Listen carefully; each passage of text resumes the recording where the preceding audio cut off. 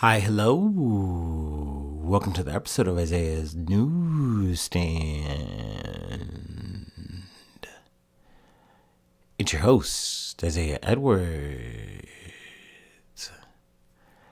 The date is January the 3rd, 2026. Hopefully, this episode finds you well, in good spirits, and high hopes. As for me, I'm doing pretty good. Hopefully you had a good Saturday, having a good Saturday. Hopefully the day is treating you well. As for me, it's been going good. It's going all right. We'll say we had a bit of turbulence, in terms of sleeping throughout the night. But overall, I did get enough rest. We'll say I was a bit worried about my arm. I had mentioned it in the previous episode. My left tricep was kind of just becoming a whole arm issue, just kind of hurting, which was especially bothersome as I'm like, okay, I'm trying to go to the gym and lift heavy today. So, between that and the ankle, I was like, let's just play it safer. Maybe kind of run back the same kind of routine that we did last Saturday, where I was kind of training for more reps as opposed to just training for heavier weight. And it felt good. I will say on top of that, it was busy.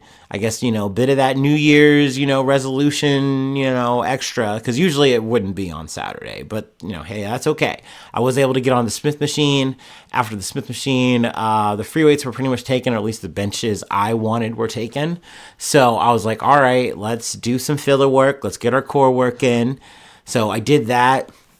Was able to pop back over and get pretty much most of my free weight activity in. By the time I was able to get on a bench, I was like, I'm kind of running tighter on my time. Not that I was in a rush per se. I just wanted to kind of get through. I didn't want to overdo anything. Like I said, I was already kind of cooked going into this session. I will add though, kind of one of those strains that I have where like at the start of it, like on the Smith machine, it was hurting. It was not, necessarily pleasant. But after I kind of got through that, I felt warmed up and it was a lot easier to kind of get through the rest of my lifts. And that was nice. So I was like, hey, I'll take it. So it's not too bad. But also the counterintuitive thing here at play is like, yes, I'm training with less weight, but I'm going for more reps. So like instead of doing my usual, set of 6 or 12, I'm trying to do like 12 to like 24, or I can't do anymore. And I will say on that part, in terms of like training to failure, it's something that's kind of become a bit of I don't know, a modus operandi for me. I don't like training to failure. It is not my style. Mainly because I train alone by myself, and I really don't like being put in any situation where like I may need someone's help because I'm completely gassed out and like I can't even hold the weight anymore. That's not how I want to go out. Like, no, thank you. So for me, I am fine with having reps in reserve. That's okay with me. I think that's the safe way to play it.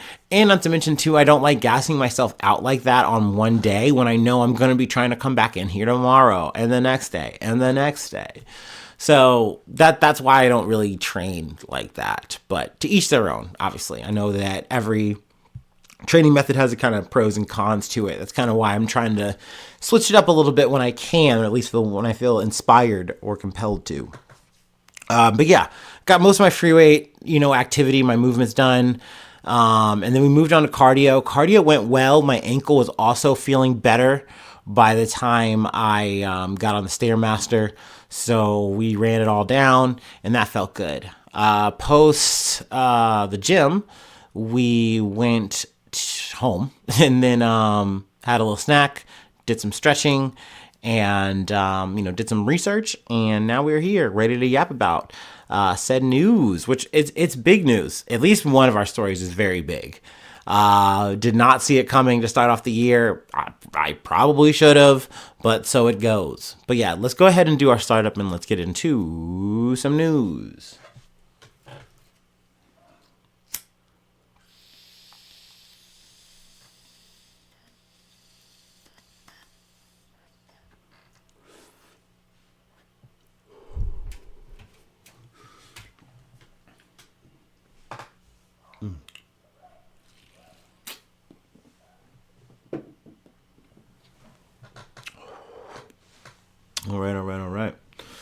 first story comes from the BBC.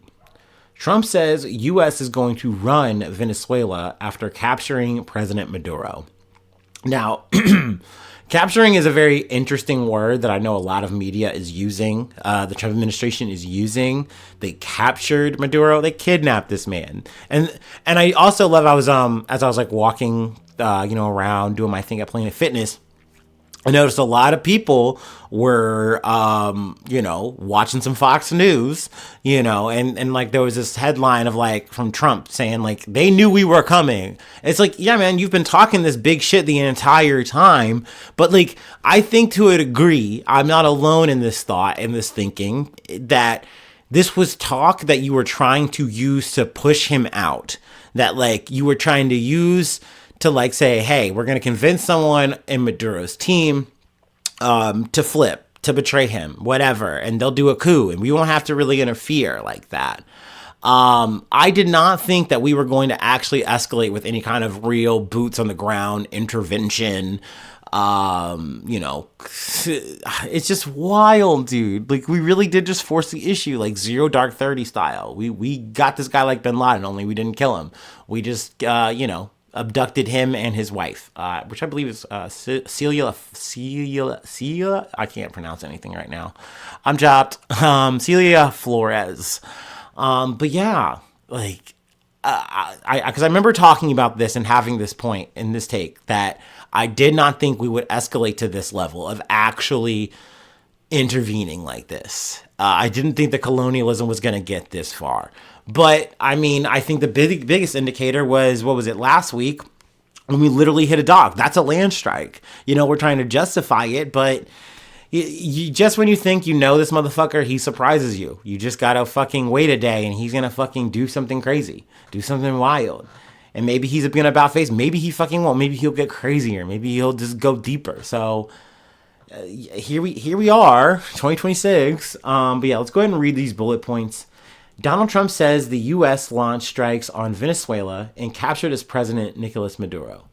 President Trump says the U.S. is going to run Venezuela until such time as we can do proper and judicious transition.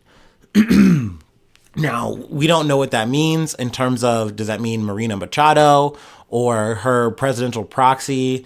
I cannot remember his name, but are they going to be stepping into the power vacuum?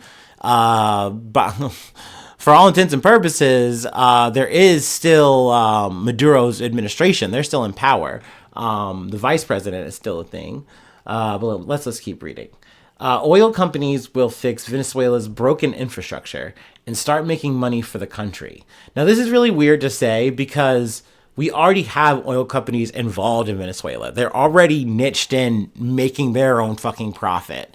Now, are we saying with this statement that we're going to be promoting them to some kind of oil czar and they're going to be like running shit and making decisions for Venezuela? And is that really going to be for Venezuela's benefit, or is that going to be for their own pockets, aka our American, interests or whatever? So there's that at play. Let's see. In an address on state television, Venezuela's Vice President Delcy Rodriguez says Maduro is the country's only president. So once again, it's not like the administration there is completely decimated and things are over. We also don't even know if Trump is even about a transition of that case. He might be fine with things staying as they are, as long as, once again, Venezuela is willing to negotiate the way America wants. Democracy does not matter here. I know that we have kind of cloaked the conversation in that, and like we have tried to villainize Maduro as all these kind of things, as he's, authoritarian, he's a dictator, he's a drug dealer, he's doing all of these things, He's Mr. Evil, Mr. Bad Guy. Meanwhile, we've pardoned people who are doing the same kind of thing, but they're our allies, so it's okay, it's fine. At the end of the day, this is about American interests. It always has been, it always fucking will be in this situation. It's just crazy to be so bold-faced about it. I can't state that enough. It's shocking. Actually, let me actually read this quote here from, I don't know who this guy is, Tom Bateman, but we're going to read it. Trump has signaled he isn't serious about showing up Venezuela for a democratic or just future, but rather to plunder its oil wealth. Yeah, that was from Tom Bateman. Anyway, Trump earlier shared a photo he said was of Maduro on board the USS Iwo Jima. The image shows him blindfolded and wearing ear defenders. Also, can we talk about what else Maduro was wearing? Because I think this is playing a factor here. Look, you can tell he's ready for war because he's got the Nike Tech on, okay? But let's face it, maybe this was not the time for war. Maybe he put on the wrong plot armor that day, and that is why he is here. And I'm here to tell you that maybe in 2026, now more than ever, and I need to take my own advice I'm about to say here, it might be time to get the quarter zip. It might be time to get that and have that in the closet and be ready. Because then if you have the quarter zip on, maybe Donald Trump is like, whoa, wait a second. Wait, hold up. And like, it's like a Mamdani effect. And he's like, actually, I need to talk to this man. Because I'm sorry, Mamdani came into the Oval Office and the next thing you know, Trump is rocking the same swag. So don't say it doesn't have an effect. He is a New Yorker. He's a little swaggy little motherfucker. All right. So it speaks volumes. Maybe the quarter fucking zip would have saved him. I don't know. Maybe we'll never know. But let's continue. Venezuela has declared a national emergency, denouncing extremely serious military aggression. So yeah, I mean, there's going to be more details here that we could read over. I'm sure there's going to be more things to come out of Venezuela, out of the region. I mean, this is going to have a very wide aftermath. But once again, I mean, this is part of the course for the Trump administration. They are saying this is our backyard and we will police it how we see fit. If we don't like how we're moving, we're going to get involved. But that just becomes so relative. And I think, once again, if you're an ally to this administration, to quote unquote America, then like, okay, all right, it's fine. But like the way these terrorists have been moving, the way Trump has been moving in general, this administration, can you really trust that you're an ally? You know, like that could change in a fucking week or two. You never goddamn know. Or you say no to the wrong fucking thing and it's over for you. Next thing you know, our fucking gunships are doing diplomacy with you. Do you want that? Well, who knows? You might have it. Anyway, let's go ahead and move along. That was major, and I was like, I know I got to get on. We got to yap about that shit for sure, first and foremost. All right, from Reuters. Strong earthquake shakes Mexico's Independence Monument, hits roads and hospitals. A powerful earthquake shook southern Mexico on Friday morning, damaging roads and hospitals and briefly interrupting President Claudia Sheinbaum's first press conference of the new year. A woman, age 50, died in the southwestern state of Guerrero when her home collapsed due to the tremors, the state's governor, Evelyn Salgado, said. Local media also reported that a 67-year-old man died in Mexico City while going down the stairs as he tried to evacuate his apartment building. Obviously, that's very sad. That's very unfortunate. Let's see here. As the earthquake struck the capital, 180 miles away from the epicenter, the city's iconic Angel of Independence Monument, a golden angel atop a 45-meter high column in a roundabout on one of the capital's busiest avenues, swayed from side to side. That would be very spooky. I'd be very scared to see that. But the thumbnail is of like Claudia Sheinbaum. She's like in the middle of a speech or whatever, and there was like a whole ass fucking earthquake, and they had to evacuate and then come back later, do it again. But yeah, that would be pretty surreal to be doing a whole fucking speech and then you literally get shook. I would be frightened. But hey, that's a lot of poise, a lot of grace, being calm in that kind of situation. But yeah, not really much else to report. There was some infrastructure damage, gas leaks, landslides over highways, home damage, public buildings, the like. But obviously condolences to the two people who lost their lives. Hopefully no more people have as of recording this. I don't know. But, relevant to cover in the milieu of news for this weekend. So I figured we'd hit that. All right. We have actually one more story that I wanted to hit, and then we'll actually close it out for the day. But yeah, we got to talk about some mountain lions. But yeah, let's take our last break and we'll go ahead and close it out.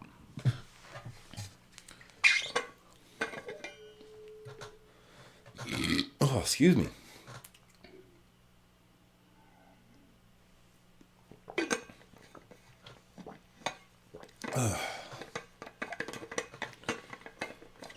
Whew.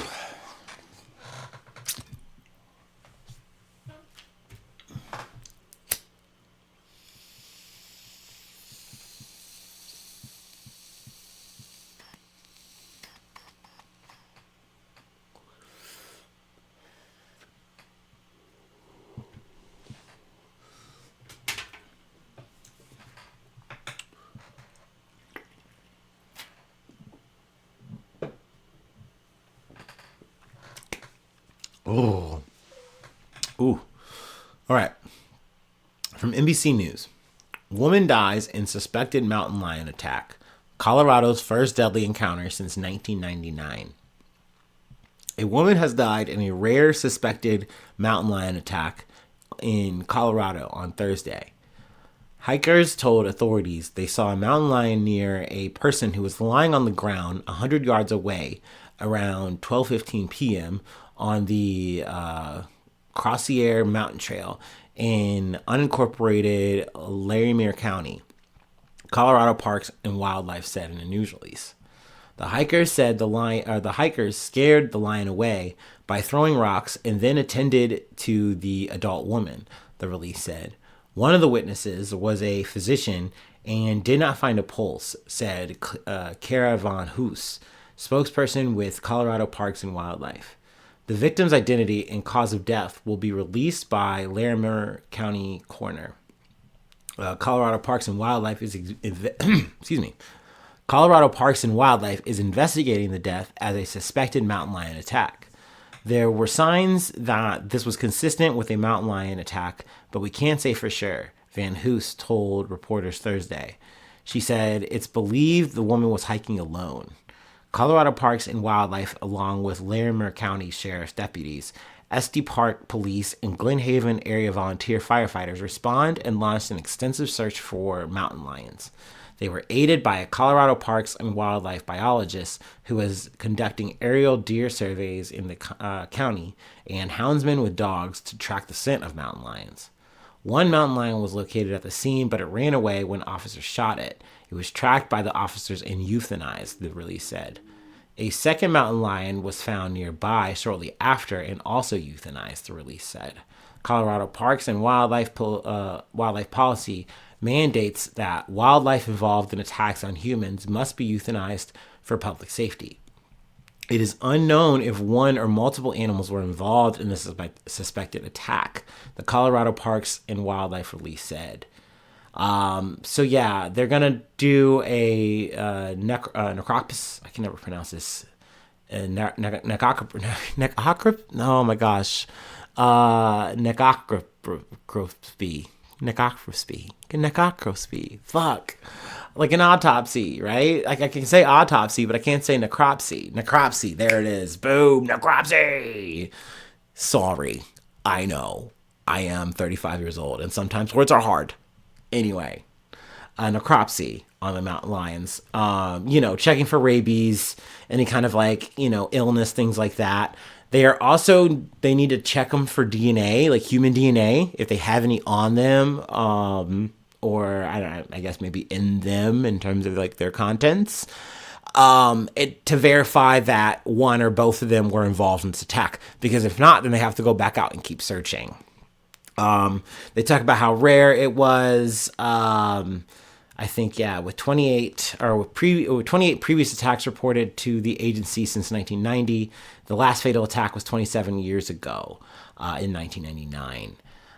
So obviously this is very sad. It's very unfortunate. I think also too that not one, but also two mountain lions had to die in this kind of situation. And we don't know, even if they were even exactly involved, you know what I mean?